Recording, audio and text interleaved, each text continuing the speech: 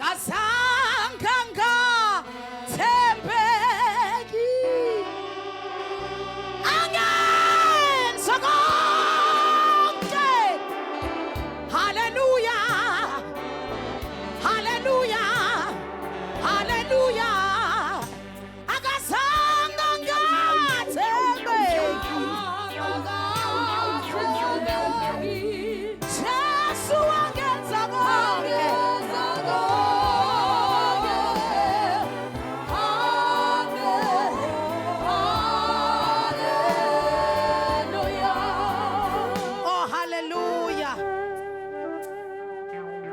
Udumo lukufanele ubukhosi bungobakho.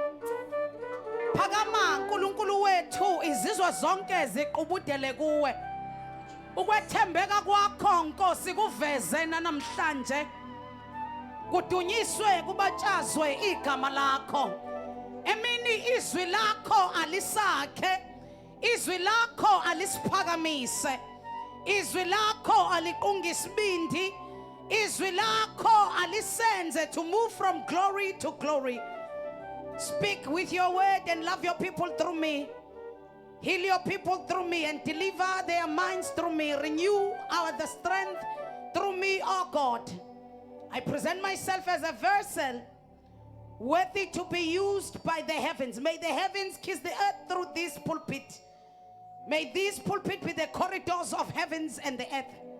And may your kingdom come, may your kingdom be seen, and may your kingdom be experienced. In the name of Jesus we have prayed. Cela sonke sithi amen stadium. Ake sithi amen stadium. Thank you so much Mpostoli Unqanda. Ngiyacela ukubingelela Bishop, our host Bishop BM Buthelezi, in this restoration revival. Ngiyacela ukuba ngiyazi kade simshayile izandla kodwa ngiyacela ningilekelele nami to give my honor where honor is due. Sishayele kakhulu Bishop Jesus. Izandla zethu bazalwane. Ngiyacela singenza kangcono kunalokho. Jesus, Jesus. Singenza okungcono kunalokho eCarrisfontein. Praise be to Jesus. Abadala, my seniors, Mpostoli, uBishop SB Zikhali, the guest of Bishop today, Mpostoli Estimbuyazi. Ngiyacela ukubingelela hlobo wami Mpostoli Makhathini, mfundisi uSido kade la phambi kwethu. Ngiyacela uba ningivumele uba ngibingelele zonke ingceku kaNkulunkulu ngiobserve iprotocol efike ya establish uBishop lana ngingasababizanga bonke ngamagama.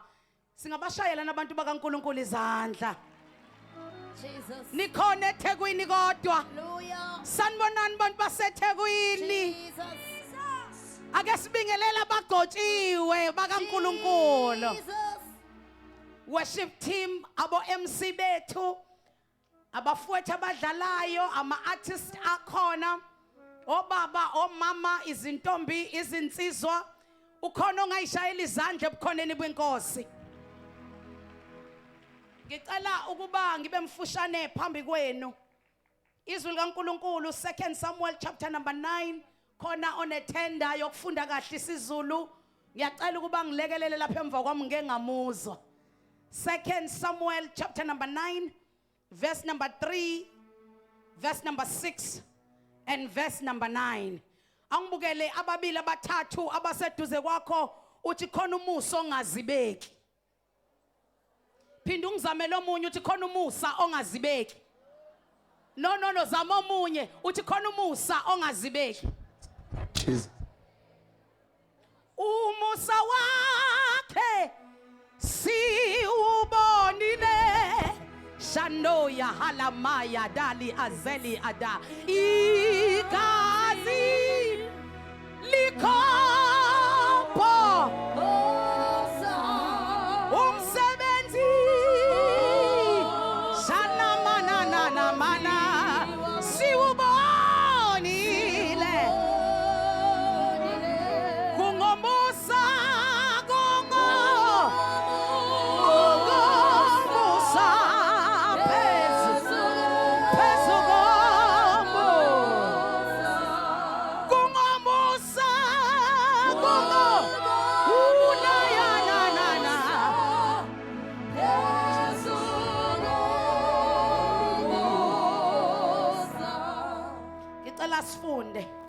verse number 3. Yes, sir. Inkosi yayisithi akusekho endlini kaSawuli noyedwa engamenzela umusa kaNkulunkulu na. Usiba wathi enkosini uJonathani usenendodana elunyonga ngezinyawo. Yes, sir. Verse number 6. uMefiboshethi indodana kaJonathani kaSawuli wafika kuDavide wawa ngobuso wakhuleka. uDavide wathi Mefiboshethi wathi nansi inceke yakho. Verse number 9. Inkosi yayisimbiza uSiba inceke kaSawuli yathi kuye konke okukaSawuli nokwendlu yakhe yonke ngikunike indodana yenkosi yakho. Konke okaSawuli, I have restored it to you. I have restored it to you. Bafowethu mawufunda iBhayibheli lingixoxela ngento ekuthiwa umusa ongazibeki. Lo musa ngake ngawubona wehlela uJosefa. Lithi izwi likaNkulunkulu uJosefa waye ngomncinyane kwabo. Kodwa lithi iBhayibheli uJosefa emncane waphupha iphupho. Iphupho wangaliqonda kanti uzolixoxela abantu abazoliqonda. Sanibonani eThekwini. Kuyenzeka ukuthi uphuphe iphupho ungaliqonda uxoxela abantu kanti bona bayaliqonda. Bese kuthi abantu abaliqondayo iphupho bangakutsheli ukuthi iphupho lisho ukuthini. Sanibonani eThekwini.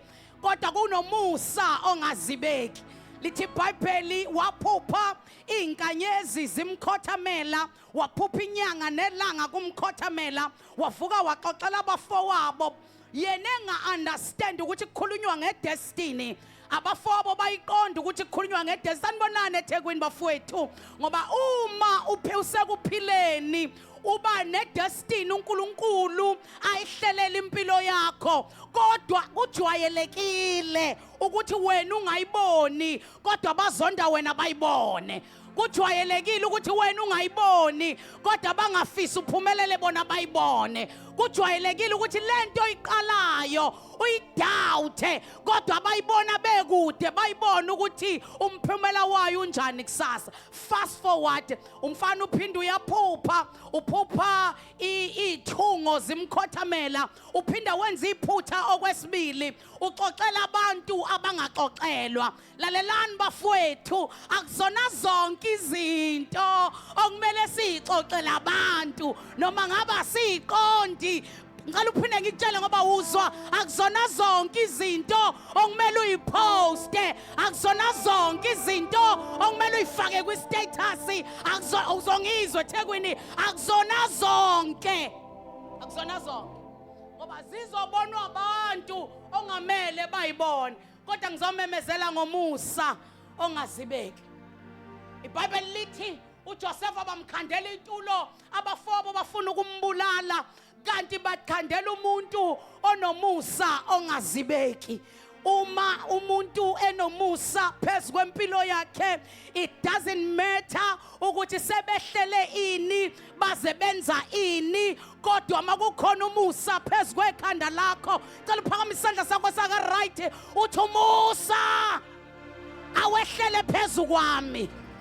Lithi iBhayibheli uma ngabe sebemkhandelile itulo bamfaka emgodini, bacabanga ukumbulala, kanti ngesikhathi becabanga ukumbulala bafutha umuntu onomusa ongazibeki. Noma ngabe abantu bane conspiracy phakathi kwabo, kuba khona okhulumela yena engekho esezitheni zakhe. Ngithi mina makukhona umusa phezu kwakho, bayothi bahlangene ngawe phakathi kwabo, kuvuka oyedwa athi hayi lona, not this one. Kwenzakale kunomusa ongazibeki.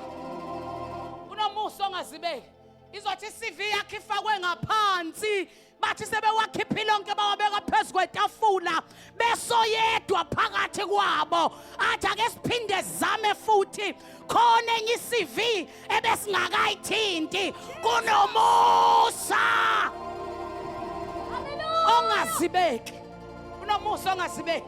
sifaka ama-proposal bonke bawabuka wabanye bese kuba khona oyedwa othi ngiyabona sesiwaqedile kodwa sikakawaqedi kanti umusa ongazibeki usenze yena wafuna ukuyodonsa yakhe iproposal ngoba inhliziyo zamakhosi zisesandleni kaJehova. He turneth them to any direction. Somebody shout umusa Umusa. phezu kwami. Phezu kwami.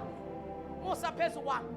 Litho yedwa wathi ayasingambulali kungcono simdayise kanti lento ayeyiphuphile yayingachazwanga ukuthi iyokwenzeka kuliphi izwe ngesikhathi bethi bayamdayisa kanti bamnika itransport yamahhala shalima halida kadola hadebele bathi bayamdayisa kanti bayamweza bathi bayakudayisa kanti bakusa ngaphezulu bathi bayahleba kanti bamenshini igama lakho.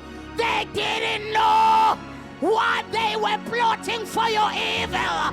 Umusa ongazibeki turneth for your favor. Kanti bayamweza la yakhona ila yoba inkosi. Lo Musa ongazibeki ubone ngelinye ilanga ngentombazane ekuthiwa uEsther. Sanibonani bantu besifazane bakhona besifazane lana bakhona besifazane lana. Le ntombazane ekuthiwa uEsther yayinestigma. Le ntombazane ekuthiwa uEsther kwakukhulunywa ngayo ibizwa ngegama. Bayingcosana babelazi igama lakho ukuthi uEsther. Abaningi babengamazi ukuthi uEsther. Angazi ngenza njani ukuba ngisondele eduze kwakho. Angazi ngasondela kanjani eduze kwakho. Le ntombazane babeyibiza ngemeko yayo, babeyibiza ngokuthi orphan. Angazi umuphi umuntu wesifazane la abakubiza ngemeko yakho sebekhohlwa igama lakho, bakubiza ngomfelokazi, bakhohlwa igama lakho, bakubiza ngentandane, bakhohlwa igama lakho, bakubiza ngedivorce, bakhohlwa igama lakho, bakubizwa ngobaby mama. Kodwa umusa ongavimbeki shandora haya umusa ongafinjwa ukuthi sebetheni kuwe umusa. Esther was an orphan kodwa umusa ongavimbeki in Esther chapter number 1 wenza uQueen Vashti owayebizwa ngegama adefile indoda yakhe kanti kuphendla isikhundla ngoba ngisho ababizwa ngamagama abo uma unomusa ongavimbeki bazokuphendlela isikhundla.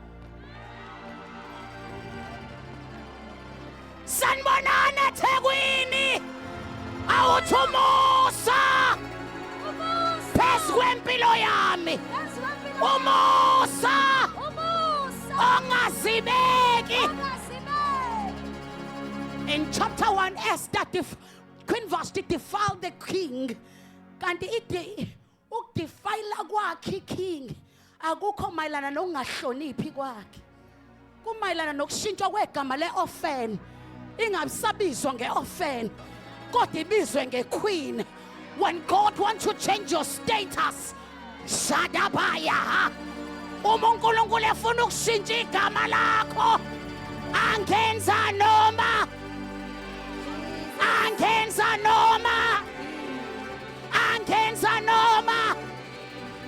musa ongazibeki.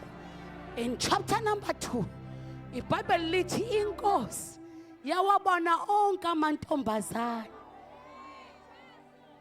but Esther found favor, wathola umusa ongazibeki phambi kwenkosi. To inkosi ngalelo langa yathi nangu ozoba yiqueen. She was crowned a king, a queen. Wayohlala esitulweni sendawo ayisigqila kuyo. Aningizwanga eThekwini uyisigqila lana kodwa uzoba yiqueen lana. Umusa ongazibeki awuna boundary. Umusa ongazibeki break limits. Umusa ongazibeki break boundaries. Somebody shout umusa ongazibeki.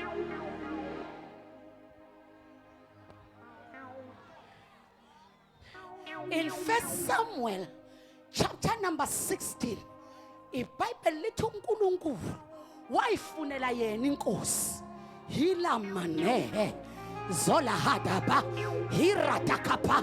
uNkulunkulu ayifunela yena inkosi uthi akabheki njengabantu. Abantu babheka iappearance, kodwa uNkulunkulu unendlela yokubheka. Umusa ongavibeki. Lithi wakhuluma noSamuel wathi hamba uye endlini kaJese uyongcobela inkosi. I know my preachers will make a submission ukuthi ngesikhathi kuyogcotshwa inkosi uphondo lwanqaba ukutshazisa amafutha. Kodwa ngicela ukuveza nansi iexhibit why uphondo lwanqaba ukutshazisa amafutha. Yingoba akekho oke waya kwi-training njengomuntu owaba kwi-rejection. Ilahaya uma bekulahla ungabazondi, they are training you. Uma bekureject ungababambeli kubo, it's your training. It's your training. It's your training. Bayeke bakubukele phansi. It's your training. Bayeke bakugilase emsebenzini. Somebody shout, it's my training. Somebody shout, it's my training. Inkinga wena uyahlupha. Halaha. Ufuna ukulwa nabantu abakulekelela kwi-training. Ngesikhathi uDavid engafuna uyise, uyise did not know ukuthi kukhona umusa ongazibeki, ukuthi noma ubaba engakufuni kodwa umusa ukufune. Ilahaya kunomusa bafowethu, kunomusa bafowethu. Noma bengakuyeka yona ngeke ukuyeke, noma bangakulahla wona ngeke ukulahla.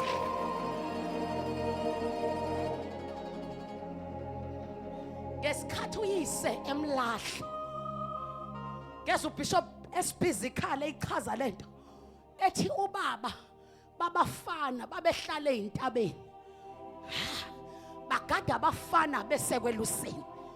Kwasho ukuthi uDavide unoyiso ngamthandiyo. Abanye obaba babeseyintabeni owakhe wayengekho, kwaqhamuka ibhero wakhe wayengekho, kodwa khona into eyayikho, umusa ongazibeki. Noma ubaba engekho, umusa ukhona. Somebody shout umusa ukhona. Noma imali ingekho umusa ukhona, noma ngiphuma emndenini ophuwa umusa ukhona. Ukhona umusa, ukhona umusa. Umusa ngesikhathi ukhona wavikela uDavide kuyibherene nengonyama. Umusa, umusa. Ngesikhathi bebizela ukugcotshwa, hilaha la ikhaya bazi ukuthi lo muntu uphuma kwi-training, bayitshela ukuthi uphume kwaluseli. Lalela ubaba ukuthi uthini. Makudlula uEliyab, ubaba ucabanga ukuthi uEliyab uyena ozogcotshwa ngoba ifiziki yakhe isho njalo. Bafowethu ke waba yini sesimeni la kufanele kukhethwe khona, ukhethwe umiswe nabantu abaqualifyayo. Wena ungaqualify, angiphinde ngisho kuyenzeka kubizwa abaqualifyayo, wena ungaqualify, kodwa umusa ongazibeki qualifies the unqualified. Umusa ongazibeki promotes the rejected.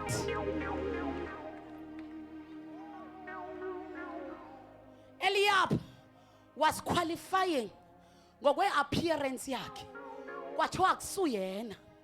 Kwadlula uAbinadab naye bathi mabembuka bathi uyaqualifya.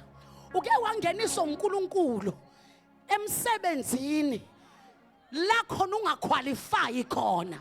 Bekhona uAbinadab abebecabanga ukuthi bazoqualifya, kanti uJesu uhlelile umusa ongazibeki wenza ifavor phezu kwakho.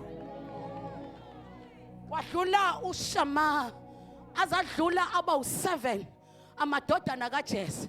Seyabuza umprofeti, ukhona yini? Ukhona yini? Ukhona yini? Ukhona yini omunye? Ukhona yini omunye? La sifunde khona kuzwakala uDavido yaziyo lento ukuthi nakuye kwashiwo ukuthi ukhona yini omunye. Uzwakala uyabuza kuZiba uthi ukhona yini endlini kaSawuli engamenzela umusa njengenxa kaJonathani. Kunomusa ongazibeki, kunomusa ongazibeki. Verse number 12, and let me declare upon your life.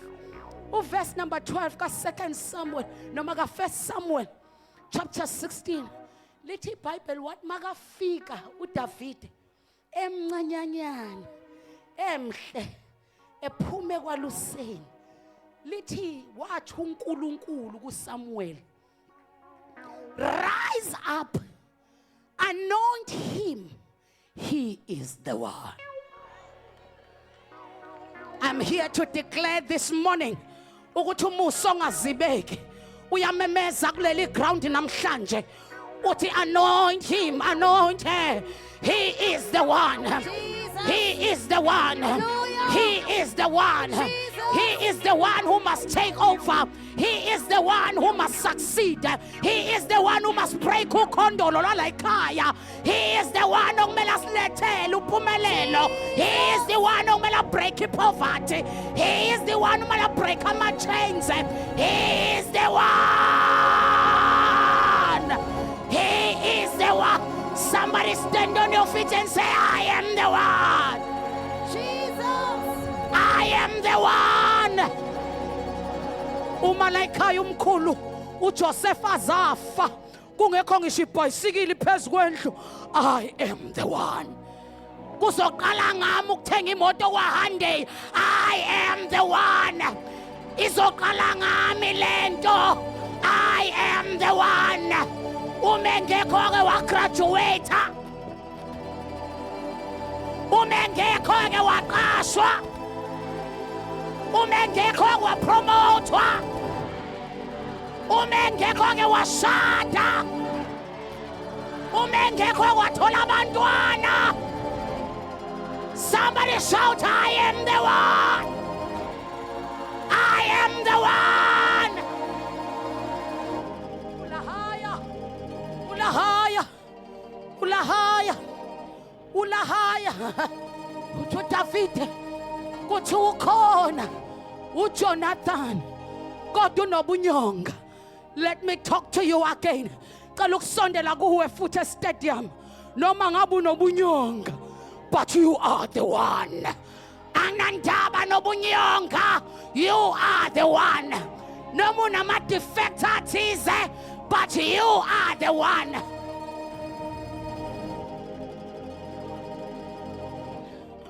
Ubunyonga buqedwanga kodwa waba ilowo othola umusa ongazibeki ngishe nobunyonga. Sebekurayithe off ngenxa yobunyonga bakho. You are the one. Sebekukhulume kabi ngenxa yobunyonga bakho. You are the one. Noma ngabe sebetheni ngawe, you are the one. Ukhona kodwa unyonga. Now the Lord is saying, the King is saying, Jonathan, Mephibosheth wazuzokudla, and makusethwe itafula kwangasetshenziswa la matafula esiwasebenzisa namhlanje angadingi indwangu. Kwadingeka ukuthi kusetshenziswe itafula elinendwangu, hayi ngoba bekudingeka indwangu, kodwa kufanele kuvalwe. And listen to this carefully. Akuyena uMephibosheth owathola indwangu yokuvala ubunyonga bakhe. You didn't hear me. You didn't hear me. Inkinga uyibambezela ngoba ulokhu ubheka indwangu zokuvala ubunyonga bakho. Woza kulomusa unobunyonga. Umusa uzocinga indwangu. Awudingi wena ukuzicingela indwangu, kodwa umusa uyakwazi ukuvala ngendwangu. God bless you. God bless you. Musa ongazibeki. Ngimemezela umusa ongazibeki. Ngimemezela umusa ongazibeki. Ngimemezela umusa ongazibeki. Ngimemezela umusa ongazibeki. Wakwafika entombazaneni yasemabedlane yakwamagwazi isibongo umusa ongazibeki. Ngimemezela umusa ongazibeki. Ngiyawazi ukhona umusa ongazibeki. Ukufika ungathandazanga. Ukufika ungazilanga ukudla. Ukufika usanobunyonga bakho. Ukufika usanamagama obizwa ngawo. Kodwa mawuke wafika umusa ongazibeki. Changes your status. The man from Lodibar, forever he was changed to be able to eat with the king in the table of the king. A boy who was a shepherd, Musa ongazibeki wafika, change his status from being a shepherd to be a king. Umusa ongazibeki, change the status of an orphan girl.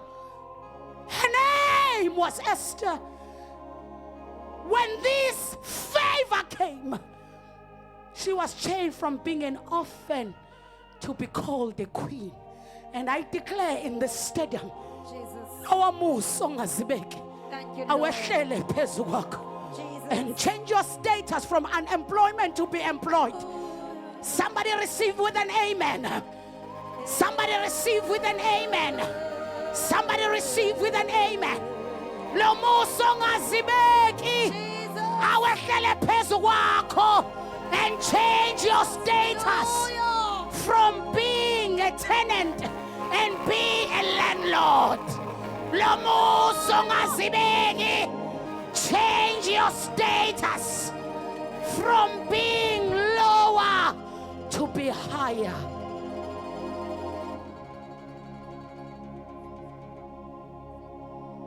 Halimaya kadoila zula tapaya leezedi kosheli ala mani nani na alea.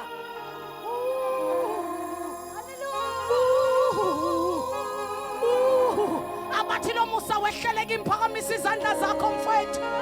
Abathi lo Musa wehlele kimi. Lo Musa wehlele kimi.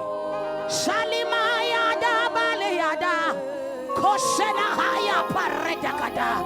Ilahada pale zida kada. Rotokoto pata kada. Zulata parete ke pasataya. Retokata paye kede. Thank you, Jesus. In Jesus' name we have prayed. Shout a better amen. This is what I was taught, and it works for my life.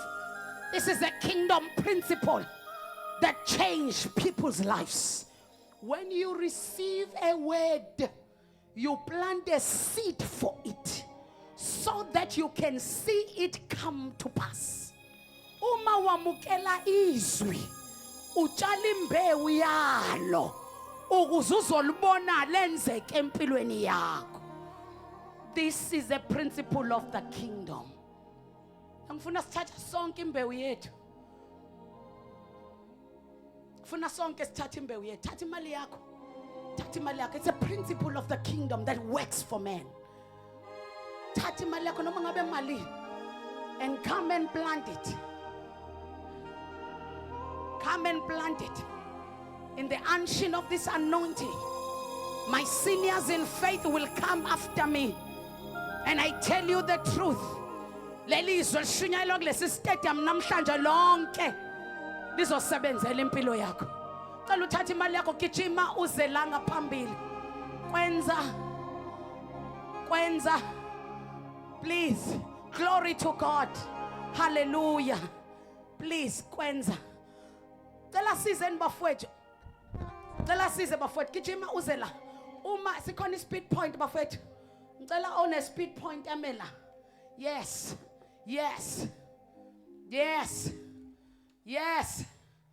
Nansi enye indawo ngala ithandwa zami. Gijima uye ngakuyona.